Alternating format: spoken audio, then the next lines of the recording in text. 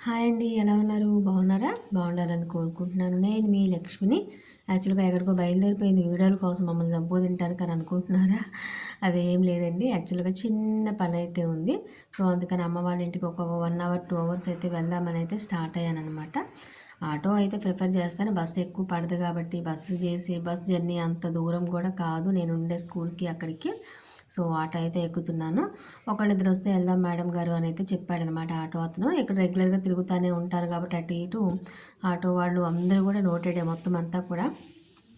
So, ఇంకక్కడ మా auto లాగే దగ్గర అయితే ఎన్టీఆర్ గారి బొమ్మ అయితే ఉంటుంది. పెద్ద ఎన్టీఆర్ బొమ్మ అయితే ఉంటుందనమాట. దాన్ని ఇంకా అటు ఇటు చూస్తా కూర్చున్నా.